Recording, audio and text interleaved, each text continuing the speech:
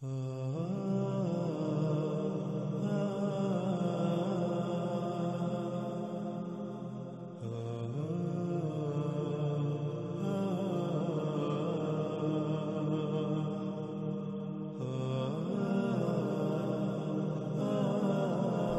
وقت ناظرین سکرین پر آپ کو دو روایات نظر آ رہی ہیں. ہم ان دونوں روایات پر اکٹھے ہی بات کریں گے. سب سے پہلے ہم ان روایات میں استعمال ہونے والے الفاظ کو جان لیتے ہیں. ان میں پہلا لفظ ہے دابا، اور جس کے معنی ہم پیچھے کئی مرتبہ بیان کر چکے ہیں اور واضح کر چکے ہیں. دابا دابا کہتے ہیں حرکت کرنے والی مخلوقات کو، وہ جو تیر کر، رینگ کر، چل کر یا اڑ کر حرکت کرتی ہیں.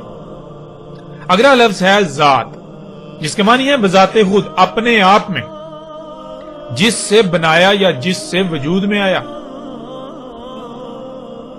اگلا لفظ ہے مؤلفہ، جس کے معنی ہے مختلف اشیاء یا پرزہ جات وغیرہ کا مرکب، مختلف پرزہ جات یا مواد کا بنا ہوا اور لکھا ہوا. اگلا لفظ ہے زاغب، جس کے معنی روئی، اون اور اس طرح کا وہ تمام نرم مواد جس سے صوفے، بیڈ، بستر، کمبل وغیرہ بنائے جاتے ہیں. اور جیسے مختلف جانوروں کے جسم پر ایسے بال ہوتے ہیں جو اون کی طرح ہوتے ہیں، یا درختوں اور پودوں پر ایسا مواد اگتا ہے جو روئی کی طرح ہوتا ہے، یا پرندوں کے جو پنکھ ہوتے ہیں. اگلا لفظ ہے ناظرین ریش، جس کے معنی ہے کرسیاں، صوفے وغیرہ. جیسے انسان کے جسم پر لباس ہوتا ہے، اس طرح کسی بھی شے کا اس مواد سے ڈھکا ہونا، طے چڑھا ہوا ہونا، جس مواد سے بال یا پرندوں کے پنکھ وغیرہ وجود میں آتے ہیں. آج اس مواد کو پینٹ کا نام دیا جاتا ہے.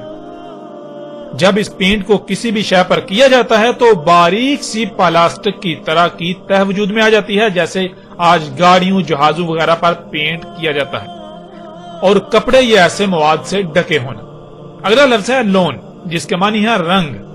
اگلا لفظ ہے وبر، جس کے معنی ہے ہر طرف سے یا بہت زیادہ یا زیادہ تر حصہ اس مواد سے ڈھکا ہونا، تہ چڑھا ہوا ہونا، جس مواد سے بال یا پرندوں کے پنکھ وجود میں آتے ہیں.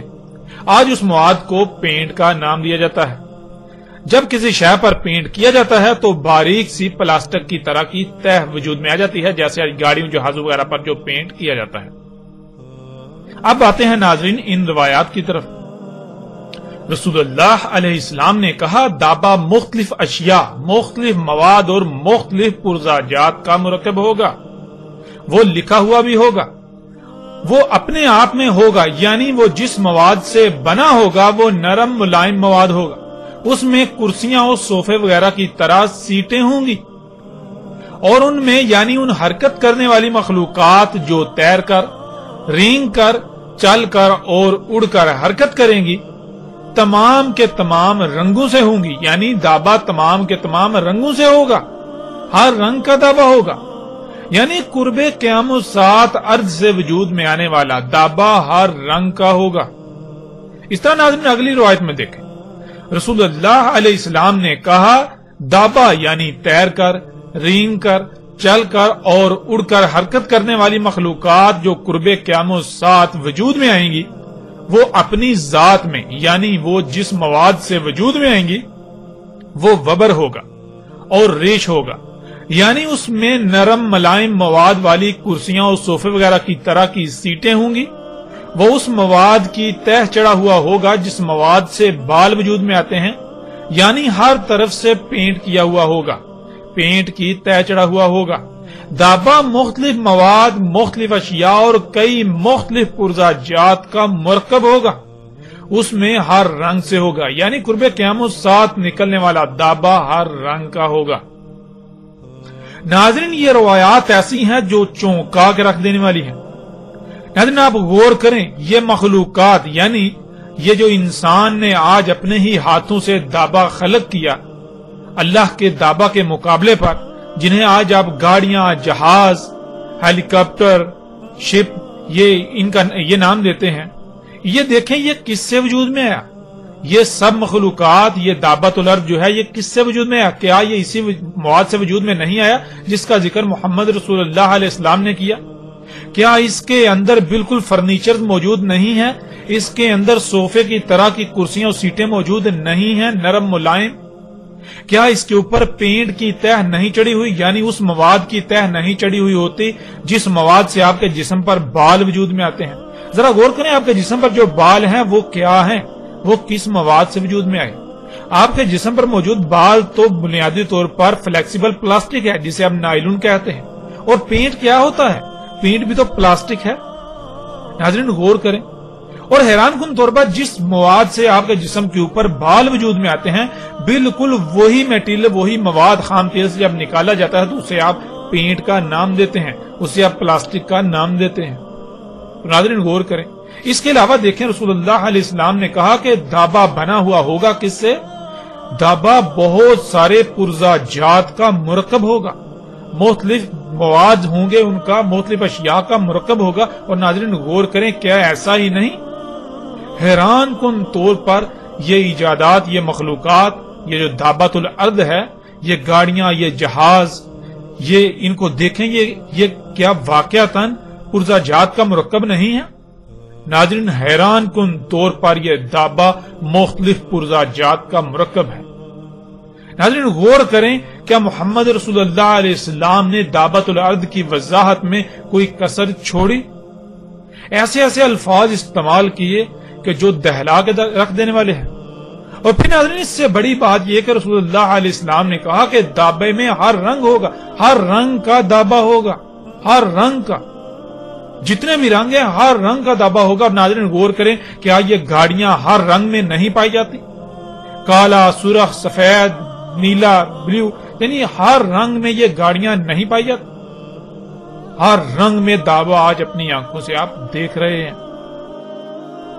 میں قربان جاؤں اپنے خلیل و مولا محمد رسول اللہ علیہ السلام پر، آج ان کے الفاظ کے عین مطابق جو کچھ انہوں نے اس وقت اپنی آنکھوں سے دیکھ کر کہا تھا، آج وہ سب کچھ ہمارے سامنے موجود ہے، آج وہ سب کچھ آپ کے سامنے موجود ہے، آج آپ اسی وقت میں موجود ہیں، آج وہ دابا آپ کے درمیان موجود ہے۔ آج آپ کتنے نازک اور خطرناک وقت میں ہیں، شاید ہی کسی کو اس کا ادراک ہو۔ عظیم تباہی آپ کے سروں پر منڈلا رہی ہے، لیکن اس کے باوجود لوگ ہیں کہ وہ اندھے کے اندھے ہیں، وہ اندھوں کی طرح چوپایوں سے بھی کم تر بنے ہوئے ہیں۔ جس کو اللہ سبحانہ وتعالی نے فساد کی آخری حد کہا، اسے آج موجودہ لوگ یا موجودہ انسان خوشحالی اور ترقی کا نام دیتے ہیں۔ جس دابا کا نکلنا انسان کے لیے خسارہ ہی خسارہ تھا، آج وہ نکل چکا، لیکن کسی کو کوئی فکر ہی نہیں۔ ناظرین مجھے نہیں لگتا کہ اس سے بھی واضح الفاظ کوئی اور ہو سکتے تھے اس دابۃ الارض کی وضاحت کے لیے، جو آج سے 14 صدیاں قبل محمد رسول اللہ علیہ السلام نے استعمال کیے۔ اس کے باوجود اگر کوئی ایمان نہ لایا اور عمل صالح نہ کیے تو اس پر اتمام حجت کے علاوہ کوئی دوسرا رستہ نہیں بچے گا، اور روز محشر اس کے لیے کوئی عذر نہیں ہوگا۔ آپ سکرین پر نظر آنے والی تصاویر میں دیکھ سکتے ہیں کہ جو محمد علیہ السلام نے کہا بالکل عین اسی طرح یہ دابا ہے، یہ اسی مواد سے وجود میں آیا۔ اس کے اندر نرم ملائم سیٹیں ہیں، یہ پینٹ کی تہ چڑھا ہوا ہے، یہ طرح طرح کے مختلف پرزا جات کا مرکب ہے، یہ مختلف مواد کا مرکب ہے، مختلف اشیاء کا مرکب ہے۔ حیران کن طور پر محمد علیہ السلام نے جو کہا بالکل ایک ایک لفظ آج سچا ثابت ہو چکا۔ اور یہاں ایک بار پھر ان لوگوں کو دعوت دی جاتی ہے اور ان سے سوال بھی کیا جاتا ہے کہ جو یہ کہتے ہیں کہ دابۃ الارض بنیادی طور پر ایک کیڑا ہے جو زمین سے نکلے گا قرب قیامت ساتھ، تو ان سے سوال ہے کہ کیا وہ کیڑا ہر رنگ میں پایا جائے گا؟ یعنی کہ وہ کیڑا تو دابا کیا ہے؟ دابا تو پوری ایک، جیسے وہ انگلش اسپیشیز کہتے ہیں، یعنی پوری ایک جنس ہے۔ دابا تو ایک پوری جنس ہے، جیسے آپ کہتے ہیں گائے ایک جنس ہے، آپ کہتے ہیں انسان، یہ بشر ایک جنس ہے۔ یعنی بشر کیا ہے؟ بشر تو ایک بہت بڑی تعداد میں مرد اور عورتیں ہیں۔ اس طرح آپ کہتے ہیں اگر بکری کہیں تو بکری کیا ہے؟ وہ ایک جنس ہے، یعنی بکریاں بکرے بہت بڑی تعداد میں۔ اس طرح دابا ایک جنس ہے، اس میں بہت بڑی تعداد میں ایسے اس طرح کی مخلوقات ہوں گی حرکت کرنے والی۔ تو ناظرین کیا جو ان کے عقائد و نظریات ہیں کیا وہ پورے اترتے ہیں؟ پھر کیا جس کو یہ دابا بنا کر بیٹھے ہوئے ہیں اور جس کو مرزا غلام احمد قادیانی نے دابا کہا، کیا وہ مختلف پرزاجات کا مرکب تھا؟ کیا وہ مختلف پرزاجات کا مرکب ہے؟ کیا وہ پینٹ کی تہ چڑھا ہوا ہے؟ کیا وہ اس کے اندر نرم ملائم صوفے اور کرسیاں اس طرح کی سیٹیں ہیں؟ ناظرین غور تو کریں، مرزا غلام احمد قادیانی کا جھوٹا ہونے میں تو ایک رائی برابر بھی شک نہیں رہتا، اور ان لوگوں کے جھوٹا ہونے میں کوئی رائے برابر شک نہیں رہتا جو آج بھی بازد ہیں کہ دعوت الارض یہ سواریاں نہیں ہیں بلکہ وہ کوئی کیڑا ہے یا وہ کوئی جانور نکلے گا۔ تو ان لوگوں کو غور کرنا چاہیے کہ وہ کس خطرناک اور نازک وقت میں موجود ہیں اور وہ کیا کر رہے ہیں۔ حق ہر لحاظ سے ان کے سامنے ہے۔ اس طرح ناظرین اگلی روایت میں دیکھیں، اس میں رسول اللہ صلی اللہ علیہ وآلہ وسلم نے کیا کہا؟ محمد رسول اللہ علیہ السلام نے کہا، دابات الارض یعنی ارض سے وجود میں آنے والا دابا اپنی ذات میں وبر ہوگا، یعنی وہ پینٹ کی تہ چڑھا ہوا ہوگا، اور اس کا راس یعنی اس کا بلند ترین مقام آسمان ہوگا۔ ناظرین آج جتنی بھی ایسی مخلوقات ہیں جو حرکت کرتی ہیں، تیر کر، رینگ کر، چل کر اور اڑ کر، مگر وہ پانی سے نہیں ارض سے وجود میں آئیں، تو غور کریں کیا ان کے اوپر پینٹ کی تہ چڑھی ہوئی ہے؟ اور غور کریں ان میں سے جو بلند یعنی کہ دابت الارض کا جو بلند ترین مقام ہے، کیا وہ آسمان نہیں ہے؟ ان میں سے جو ہوا میں اڑتی ہیں مخلوقات جنہیں آپ جہاز کہتے ہیں، ہیلی کاپٹر کہتے ہیں، کیا اس کا بلند ترین مقام آسمان نہیں، فضا بلندی نہیں؟ ناظرین حقیقت ہر لحاظ سے آپ کے سامنے ہے۔ آج آپ اپنی آنکھوں سے دیکھتے ہیں کہ اس دابا میں سے کچھ تو زمین پر چلتے ہیں، رینگتے ہیں، اور کچھ جو ہے وہ سمندروں میں تیرتے ہیں، اور کچھ جو کہ اس کا بلند ترین مقام ہے وہ آسمان میں ہے، یعنی خلا میں زمین سے بلند تھا۔ اس طرح ناظرین اگلی روایت دیکھیں، رسول اللہ علیہ السلام نے کہا، دابا کا بلند ترین مقام پہنچے گا بادلوں کو۔ ناظرین اس روایت سے بھی کوئی شک رہ جاتا ہے دابا کو پہچاننے میں؟ دابت الارض جو ارض سے وجود میں آئے گا قرب قیام الساعہ، ان مخلوقات کا جو بلند ترین مقام ہوگا، ان میں سے یعنی جو بلند مقام ہوگا ان کا، وہ کون سا ہوگا؟ وہ بادلوں کو پہنچے گا۔ تو ناظرین غور کریں، کیا یہ جہاز، یہ ہیلی کاپٹر کیا بادلوں کو نہیں پہنچتے؟ حقیقت ہر لحاظ سے آپ کے سامنے ہے۔ اس طرح ناظرین اگلی روایت، رسول اللہ علیہ السلام نے کہا، دابا انہیں زخمی کرے گا، ٹکریں مار کر چوٹیں لگائے گا، انہیں گہرے زخم لگائے گا، انہیں جسمانی نقصان پہنچائے گا۔ ناظرین اب سوال یہ پیدا ہوتا ہے کہ آج کیا آپ اپنی آنکھوں سے یہ سب ہوتا ہوا نہیں دیکھ رہے؟ روزانہ سینکڑوں نہیں بلکہ ہزاروں کی تعداد میں دنیا بھر میں لوگ گاڑیوں وغیرہ کے حادثات میں شدید زخمی ہوتے ہیں، اور ان میں سے کچھ تو بچ جاتے ہیں اور کچھ موت کا شکار ہوتے ہیں۔ ناظرین غور کریں، کیا یہ دابا لوگوں کو ٹکریں نہیں مار رہا؟ ناظرین غور تو کریں، یہ گاڑیاں ٹکریں نہیں مار رہی، ایکسیڈنٹس، حادثات نہیں ہو رہے ان سے؟ یہ دابا لوگوں کو چوٹیں نہیں لگا رہا، انہیں زخمی نہیں کر رہا ٹکریں مار کے؟ ناظرین حقیقت آپ کے سامنے ہے۔ ناظرین اس قدر وضاحت کے باوجود بھی دابا کے بارے میں کوئی شک رہ جاتا ہے؟ ذرا غور تو کریں، ایک طرف اللہ سبحانہ و تعالیٰ ایک انسان کا قتل پوری انسانیت کے قتل کے برابر قرار دیتے ہیں، تو وہیں دوسری طرف انسان کا خلق کردہ دابا یعنی یہ تیر کر، رینگ کر، چل کر اور اڑ کر حرکت کرنے والی مخلوقات سالانہ لاکھوں انسانوں کے قتل کا سبب بنتی ہیں۔ یہ دابا لاکھوں کو یتیم کرتا ہے، لاکھوں کو بیوہ کرتا ہے، لاکھوں ماؤں کی گودیں اجاڑ دیتا ہے، اور نہ جانے کتنی ہی تعداد میں لوگوں کو زخمی کر رہا ہے، اپاہج و مفلوج کر دیتا ہے۔ لیکن اس کے باوجود ہر کوئی انسان اسے اپنے لیے مسیحا یعنی فائدہ مند اور سہولت ہی تصور کرتا ہے، سہولت ہی سمجھ رہا ہے، فائدہ مند سمجھ رہا ہے، اور اس لیے کیونکہ وہ صرف اس کا ایک ہی رخ دیکھتا ہے۔ یہی تو ناظرین دجل ہے، یہی تو دجال ہے۔ جو دنیا اور آخرت تباہ کر رہا ہے، لیکن اس کے باوجود وہ لوگوں کو مسیحا نظر آ رہا ہے۔ ناظرین ذرا تصور کریں، آپ کا بیٹا، بیٹی، ماں، بہن یا بھائی وغیرہ اس دابا کی ٹکر سے موت کا شکار ہو جائے تو آپ کو کیسا لگے گا؟ کیا آپ کو تب بھی یہ دابا مسیحا ہی نظر آئے گا؟ نہیں، بالکل نہیں۔ یہی فرق ہے ناظرین۔ آج پوری دنیا میں خوراک ہے ہی خبیث جسے کھا کر انسان خود غرض ہو چکے ہیں۔ کوئی بھی ایسا نہیں کہ جو خود کو دوسرے کی جگہ پر رکھ کر اس کا دکھ درد محسوس کرے۔ جب اپنے سر پر پڑتی ہے تب ہی کچھ نظر آتا ہے، ورنہ آج تقریباً سب کے سب ہی اندھے اور بہرے ہو چکے ہیں۔ سب کے دل مردہ ہو چکے ہیں، سب کے دل اندھے ہو چکے ہیں۔ اس کے علاوہ اگر صرف اس بات پر غور کر لیا جائے کہ اس دابا کی صرف تخلیق سے ہی کائنات میں کتنی مخلوقات کے حقوق پامال ہوتے ہیں، کتنی بڑی سطح پر فساد ہوتا ہے، کتنی مخلوقات کا قتل ہوتا ہے، تو انسان کے رونگٹے کھڑے ہو جائیں۔ لیکن اس کا ادراک یوم القیامت کو ہی ہوگا۔ آج بے شک آپ اپنی آنکھیں بند رکھیں، عنقریب بہت جلد آپ حقیقت خود تسلیم کریں گے، لیکن تب آپ کو تسلیم کرنا کوئی فائدہ نہیں دے گا۔ اس طرح ناظرین بڑھتے ہیں اگلی روایت کی طرف۔ رسول اللہ علیہ السلام نے کہا اس میں کچھ شک نہیں، دابا ہوگا، اس میں ہر رنگ کا دابا ہوگا۔ اور ناظرین آج آپ اپنی آنکھوں سے یہ سب کچھ دیکھ رہے ہیں، کیا یہ دابا ہر رنگ میں موجود نہیں ہے؟ ذرا غور تو کریں۔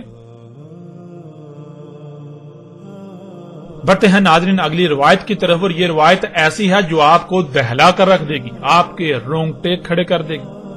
سب سے پہلے حسب سابق اس روایت میں استعمال ہونے والے الفاظ کو جان لیتے ہیں۔ ان میں سب سے پہلا لفظ دابا، جس کے معنی آپ جانتے ہیں۔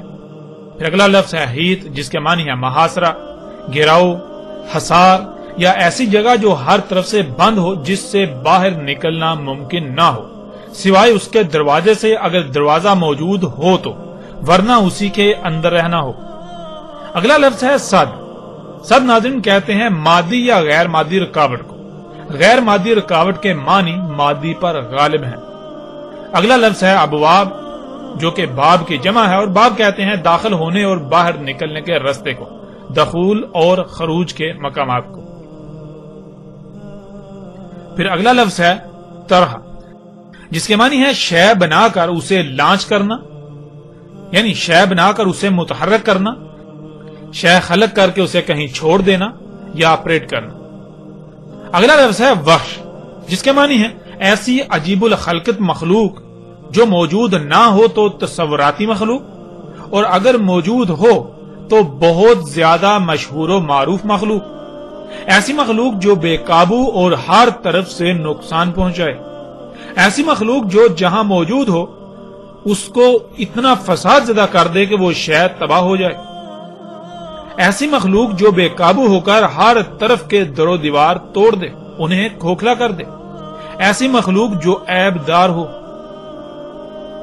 ایسی مخلوق جو قوت و زور ہر طرح کی صلاحیتوں میں بڑھ کر ہو، ایسی مخلوق جو اپنے وزن اور حجم کے اعتبار سے بہت لمبی چوڑی اونچی یا بڑی ہو، عجیب الخلقت مخلوق جو خلاف قانون خلق کی جائے، ایسی مخلوق جو انتہائی پرخطر یعنی خطرے سے بری ہوئی ہو، ایسی مخلوق جس کے سامنے اس سے پہلے موجود مخلوقات طاقت زور صلاحیتوں سمیت ہر لحاظ سے بہت کم اور بے بس ہو جائیں، ایسی مخلوق جو جہاں موجود ہو وہاں موجود مخلوقات میں سے طاقتور ترین مخلوقات پر بھی غالب آ جائے، ایسی مخلوق جس کے سامنے شیر صفت بھی چوہے سے کم تر نظر آئے۔ ناظرین لفظ وحش کے یہ چند معنی ہیں جو غالب ترین معنی ہیں۔ ان کے علاوہ لفظ وحش کے معنی بہت وسیع ہیں، لیکن ہم نے کوشش کی کہ جو معنی غالب ترین ہیں، جو باقی معنوں کا احاطہ کریں، وہی بیان کیے جائیں۔ اگلا لفظ آ جاتا ہے اسد، جس کے معنی ہے جس کا باقی سب پر روب اور دبدبا ہو، جسے باقیوں پر قدرت و اختیار دیا جائے، جو اس کے قانون کی خلاف ورزی کرے اسے دبوچ لے۔ یہ سب صفات جنگل کے جانوروں میں سے شیر میں پائی جاتی ہیں، اسی وجہ سے شیر کو عربی میں اسد کہا جاتا ہے، کیونکہ شیر کے سامنے جنگل کے تمام جانور دب کے رہتے ہیں. شیر کو سب پر قدرت و اختیار حاصل ہوتا ہے. اس وجہ سے شیر کو عربی میں اسد کہا جاتا ہے. اگلا لفظ ہے ارتعد، جس کے معنی ہے کانپنا، تھرتھرانا، ہلنا، کپ کپی وغیرہ. پھر اگلا لفظ ہے سلطان، جس کے معنی ہے کسی شے میں یا اس پر اثر انداز ہونے کا اختیار، اختیارات منتقل کرنا، کمانڈ، بالادستی، اثر و رسوخ، طاقت، قوت، خود مختاری، سلطنت، حکومت، گرفت، مہارت، کسی شے پر اثر انداز ہونے کا مکمل اختیار، غیر منصفانہ استعمال، مطلق العنانیت، آمرانہ پن، حکم دینے کا اختیار، اطاعت کروانے کی قدرت، غلبہ پانا، جانچ پڑتال، دبنگ پن، بادشاہی، کسی شے کو سیاسی نظام کے ذریعے اپنے تابع رکھنا، سیاسی اختیار وغیرہ. اب ناظرین آتے ہیں اس روایت کی طرف. رسول اللہ علیہ السلام نے کہا میری امت کی مثال اور دابا کے نکلنے کے وقت کی مثال اس وقت کی سی ہے کہ ایک ایسی تعمیر کی جائے اور بلند کی جائے کہ وہ محاصرہ، گراؤ یا حصار وغیرہ بن جائے، اور اس کے تمام داخلی و خارجی مقامات پر رکاوٹیں کر دی جائیں، یعنی وہ بند کر دی جائیں، اور خلق کر کے تمام وحش اس میں متحرک کر دیے جائیں، یعنی چھوڑ دیے جائیں.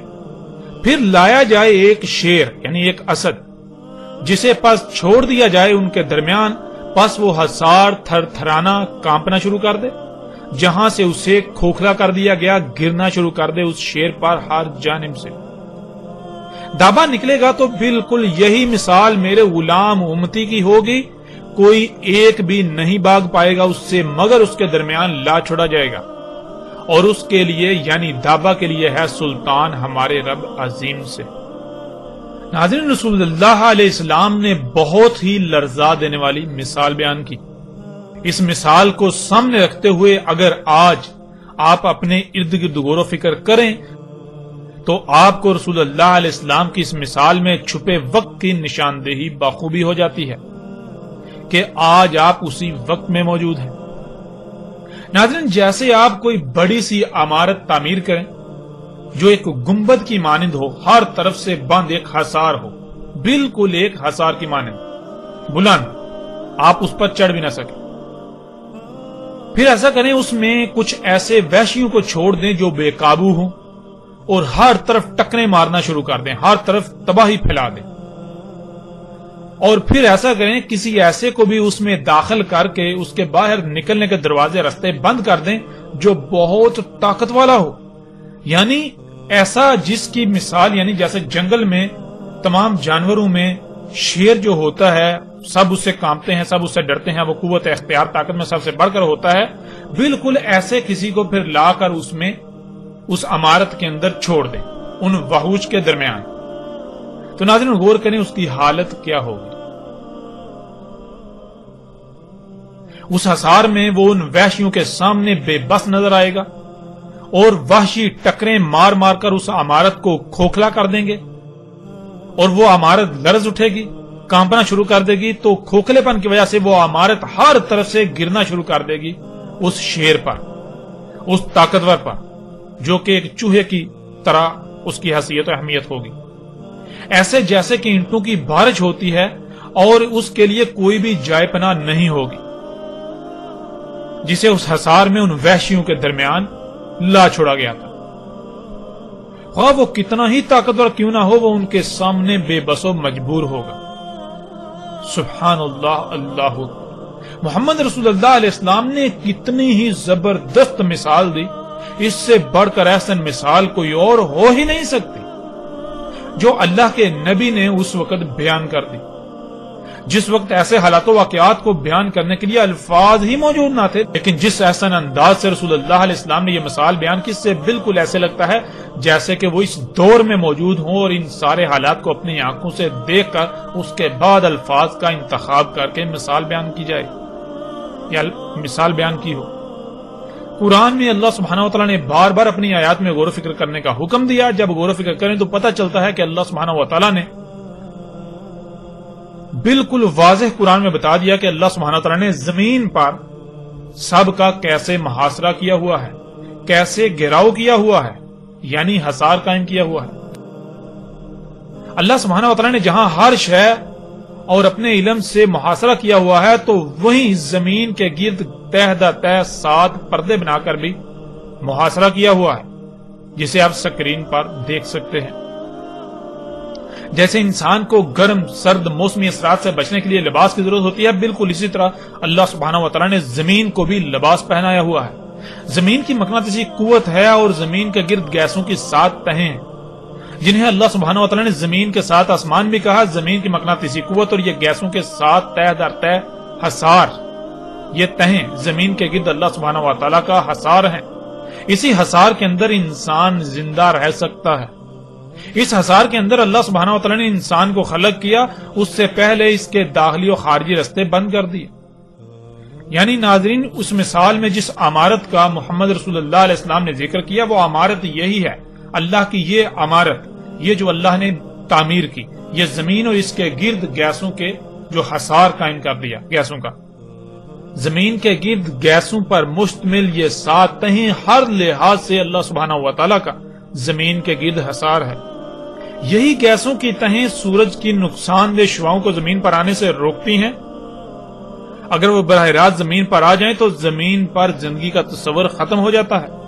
سورج سے اٹھنے والے آگ کے طوفان انہی تہوں کی وجہ سے زمین پر نہیں آ پاتے، ورنہ ایک لمحے سے بھی کم وقت میں زمین پر سب کچھ جل کر راکھ ہو جائے۔ یہی حصار زمین پر بخارات کی شکل میں اوپر اٹھنے والے پانی کو باہر خلا میں جانے سے روکتا ہے، اور پھر وہ پانی واپس زمین پر بارش کی صورت میں اترتا ہے۔ یہی گیسوں کی تہیں یعنی یہی حصار لا تعداد پتھروں و شہابیوں کو زمین پر آنے سے روکتا ہے، ورنہ زمین پر ہر شے تباہ ہو جائے۔ اس کے علاوہ اگر ان پر لکھا جائے یا ان پر بات کی جائے، اس حصار پر بات کی جائے تو ایک وسیع بات کی جا سکتی ہے۔ ہمارا مقصد اللہ سبحانہ وتعالی کے بنائے ہوئے اس حصار کو سمجھنا ہے، جسے محمد رسول اللہ علیہ السلام نے ایک مثال سے یعنی ایک عمارت سے تشبیہ دی۔ پھر ناظرین، اللہ سبحانہ وتعالی نے زمین کے اندر بھی انتہائی پیچیدہ نظام بنا دیا، اور اس طرح زمین کے اوپر بھی انتہائی پیچیدہ نظام بنا دیا۔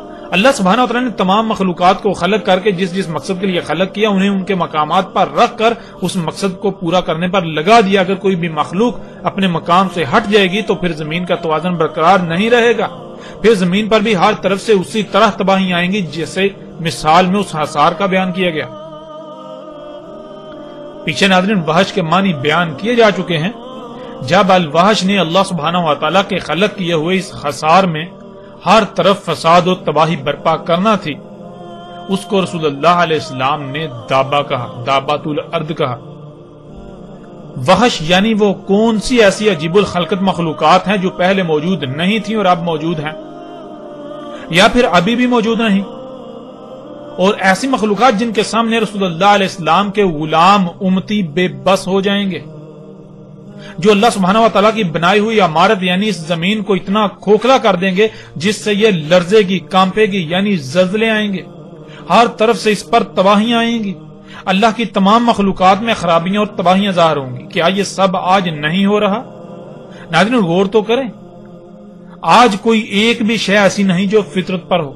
لا تعداد بیماریاں، زلزلے، طوفان، آندیاں، سیلاب، موسموں میں غیر معمولی تغیر تبدل، سمندری مخلوقات کا لا تعداد قتل عام، بے وقت بارشیں، سانس لینے کے لیے آکسیجن بھی خالص نہیں، نہ کھانے کو، نہ پینے کو، نہ رہنے کو، حتیٰ کہ اللہ کی کوئی ایک بھی خلق زمین پر خالص نہیں رہی، خرابیوں سے پاک نہیں رہی۔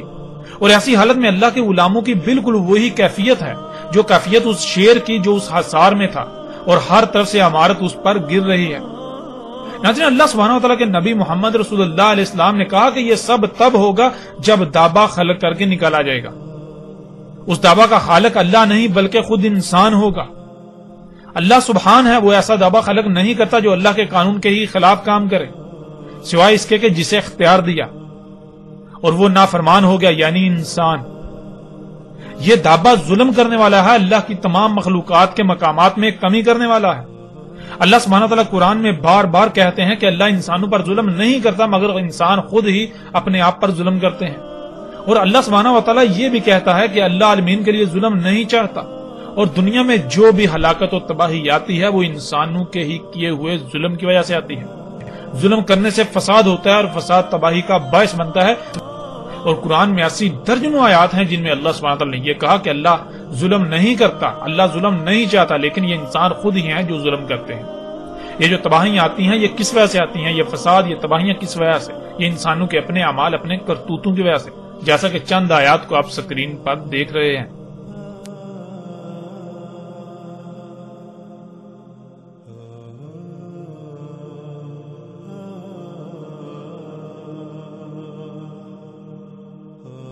اب ناظرین غور کریں، الوحش یعنی عجیب الخلقت مخلوقات جو محمد رسول اللہ علیہ السلام کے دور میں اور آج سے کچھ ہی عرصہ پہلے کوئی وجود نہیں رکھتی تھی، جو کہ آج موجود ہیں اور ہر طرف موجود ہیں، جو بہت مشہور و معروف ہیں، اتنی واضح ہیں جیسے دن کے وقت سورج جسے دیکھنے سے آنکھیں چلے آ جائیں. یعنی سورج اتنا واضح ہوتا ہے لیکن وہ دیکھنا بہت مشکل ہو جاتا ہے. آج بالکل اسی طرح وہ الوحش دندناتے پھر رہے ہیں لیکن کسی کو بھی نظر نہیں آ رہے، اور اللہ کی زمین پر ہر شے میں تباہی مچا رہے ہیں. ہر شے کو کھوکھلا کریں، زمین کو کھوکھلا کریں، اللہ کی عمارت کو عیبدار کر رہے ہیں، کھوکھلا کر رہے ہیں. اور مومن اللہ کے غلام اس شیر کی طرح بے بس ہیں، بالکل بے بس. اور ناظرین سکرین پر نظر آنے والی تصاویر میں آپ دیکھ سکتے ہیں کہ اللہ کا دابا اللہ کا غلام اور اس کے مقابلے پر انسان کا دابا الوحش جو تباہی مچا رہا ہے، زمین کو کھوکھلا کر رہا ہے، جس سے پہاڑوں کو کاٹا جا رہا ہے، زمین کی مائننگ کی جا رہی ہے، پہاڑوں کی مائننگ کی جا رہی ہے، اسے کھوکھلا کیا جا رہا ہے، جس سے پھر زمین کا توازن بگڑ گیا. اس کی وجہ سے پھر زلزلے آ رہے ہیں، طرح طرح کی تباہیاں، طوفان، سونامی آ رہے ہیں، طرح طرح کی بیماریاں، اور کیا کچھ نہیں ہو رہا. اور مومن جو کہ اللہ کا غلام ہے، جس کی حیثیت یعنی کہ جو زمین پر اللہ کا مالک ہے، جو اللہ کا نائب ہے، وہ ان وحوش کے سامنے بالکل بے بس ہے، ان مخلوقات کے سامنے بالکل بے بس ہے. یہ مخلوقات زمین کو اس طرح کھوکھلا کر رہی ہیں کہ انہیں کوئی روکنے والا ہے ہی نہیں، جیسے کہ ان کو سلطان حاصل ہے، ان کو قدرت حاصل ہے، ان کو سلطنت حاصل ہے، انہیں کوئی روکنے والی، یعنی مومن ان کو چاہ کر بھی نہیں روک سکتا. ناظرین تصاویر میں نظر آنے والی مشینوں سمیت باقی آج جتنی بھی ایسی مشینیں ہیں جن میں ہر قسم کی گاڑیاں بھی ہیں، یہ تمام وہ وحوش ہیں جن کا نہ صرف قرآن میں بھی ذکر ہے بلکہ محمد رسول اللہ علیہ السلام نے ان کے بارے میں تفصیل سے آگاہ کر دیا تھا. اور رسول اللہ علیہ السلام کے الفاظ کے عین مطابق آج مومن دابا کے سامنے، ان وحوش کے سامنے بالکل بے بس ہیں. ان وحوش نے، دابا نے اللہ کی بنائی ہوئی اس عمارت زمین کو ہر طرف سے اتنا کھوکھلا کر دیا کہ یہ عمارت آج ہر طرف سے گر رہی ہے.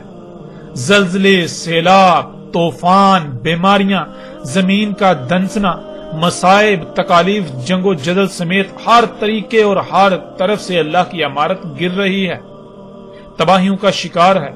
اور مومن اس شیر کی طرح بے بس ہیں جو ان وحوش کے درمیان لا کر چھوڑ دیا گیا اور عمارت کا دروازہ بند کر دیا گیا. اگر کوئی مومن ہو تو اسے اس کا بخوبی ادراک ہے. یہ تھا ناظرین زمین سے نکلنے والا دابا. یہ اس وقت نکلنا تھا جب قول واقع ہونا تھا، اور پیچھے ہم گزشتہ ایک ساعت میں ہر لحاظ سے کھول کھول کر واضح کر چکے کہ قول تو کب کا واقع ہو چکا. اللہ سبحانہ و تعالیٰ نے اپنا سارے کا سارا دابا پانی سے خلق کیا، لیکن اس دابا نے قرب قیام الساعت جس نے وجود میں آنا تھا، اس نے ارض سے یعنی زمین سے، زمین کے عناصر سے وجود میں آنا تھا. اور ناظرین اللہ کا دابا تو پہلے ہی موجود تھا، بعد میں وجود میں آنے والا دابا دابۃ الارض تھا جس نے بعد میں وجود میں آنا تھا. تو غور کریں کون سا دابا پہلے موجود تھا اور کون سا بعد میں وجود میں آیا. ہر لحاظ سے حق آپ کے سامنے ہے. اللہ سبحانہ تعالیٰ نے قرآن میں دابا کا نکلنا ساتھ کی آخری شرط دخان سے پہلے بتایا، اور محمد رسول اللہ علیہ السلام نے بھی کہا کہ جب دابا نکل آئے گا تب وقت ختم ہو جائے گا. آج جب دابا نکل چکا، جو کچھ اس نے کرنا تھا وہ کر چکا، تو سوال یہ پیدا ہوتا ہے کہ جن لوگوں کو ابھی بھی دجال نظر نہیں آیا، تو کیا دجال دابا نکلنے کے بعد نکلنا تھا؟ ناظرین غور تو کریں، دجال تو دابا کے خروج سے پہلے نکلنا تھا. دابۃ الارض تو بذات خود دجال میں سے ہے، یہ دجال کا دابا ہونا تھا. تو غور کریں آج نہ صرف دابا نکل چکا بلکہ پوری دنیا میں دندناتا پھر رہا ہے. یہ وحش، یہ دابا جو الوحوش ہیں، یہ پوری زمین کو، اللہ کی سمارت کو ہر طرف سے کھوکھلا کر چکے ہیں۔ یہ سب کچھ ہو چکا تو کیا آج بھی آپ دجال کے انتظار میں ہیں؟ کس دجال کے انتظار میں ہیں؟ ناظرین غور تو کریں، آنکھیں کھولیں اس سے پہلے کہ دیر ہو جائے، اپنی آنکھیں کھولیں، غور کریں اس سے پہلے کہ وہ وقت آ جائے جب آپ کے پاس سوائے پچھتاوے کے کچھ نہ رہے۔ اور ان قریب جب وہ وقت آئے گا جو کہ بالکل سر پر ہے، تب آپ کی آنکھیں پھٹی کی پھٹی رہ جائیں گی۔ لہذا اس وقت ہے، غور کریں، اپنی آنکھیں کھولیں۔ یہاں پھر ان تمام لوگوں کو چیلنج ہے جو دعوت الارض کے بارے میں طرح طرح کے عقائد و نظریات بنا کر بیٹھے ہوئے ہیں۔ اگر وہ اپنے دعووں میں سچے ہیں، اپنے عقائد و نظریات میں سچے ہیں، تو اس حق کو غلط ثابت کر کے دکھائیں۔ اور قادیانیوں کو بھی کھلم کھلا چیلنج ہے کہ مرزا غلام احمد قادیانی اگر سچا تھا تو پھر اس کا دعویٰ جھوٹا نہیں ہو سکتا تھا، اور اگر اس کا دعویٰ جھوٹا ہو جاتا ہے، جو کہ آپ نے دیکھا مرزا غلام احمد قادیانی کا دعوت الارض کے بارے میں دعویٰ بالکل ہر لحاظ سے اس طرح جھوٹا، باطل، بے بنیاد ثابت ہو چکا کہ دنیا کی کوئی طاقت اس کا انکار نہیں کر سکتی۔ تو جب اس کا دعویٰ غلط ثابت ہو چکا تو پھر مرزا غلام احمد قادیانی مہدی تھا یا پھر دل پر تھا، گمراہ تھا؟ مرزا غلام احمد قادیانی رسول تھا یا پھر کذاب تھا؟ مرزا غلام احمد قادیانی کذاب تھا۔ مرزا غلام احمد قادیانی مثل مسیح تھا یا پھر بذات خود ایک دجال تھا؟ حقیقت آپ کے سامنے ہے، مرزا غلام احمد قادیانی بذات خود ایک دجال تھا، جو انسانوں میں سے جن دجالون کذابون نے آنا تھا۔ اور قادیانی کو ہم پھر کہتے ہیں کہ اس قدر حق واضح ہونے کے باوجود اگر آپ لوگ حق کو تسلیم نہیں کرتے، اپنی آنکھیں بند کیے ہوئے رہتے ہو، تو پھر جان لو دنیا میں جتنے بھی مشرک ہیں ان میں سے سب سے بڑھ کر مشرک تمہارے علاوہ اور کوئی نہیں ہو سکتا۔ آپ وہ لوگ تھے جو حق کے دعوے دار تھے۔ آپ دن رات چیختے ہیں، چلاتے ہیں کہ ہم اہل حق ہیں، ہم اہل حق ہیں، تو آپ کی تو بنیادیں ہی ہل چکی، آپ کی بنیادیں ہی اکھڑ چکی۔ آپ کی بنیاد ہم نے الحمدللہ ہر لحاظ سے اکھاڑ کر رکھ دی، اور جیسے جیسے آگے بڑھیں گے تو مزید ہر لحاظ سے نہ صرف حق واضح ہوگا بلکہ آپ کی حقیقت بھی، اور باقی آپ ہی کی طرح کے جتنے بھی فرقے، گروہ جتنے بھی ہیں، ان سب کی حقیقت بھی پوری دنیا پر، سب پر، ان پر بھی ہر لحاظ سے کھل کر واضح ہو جائے گی۔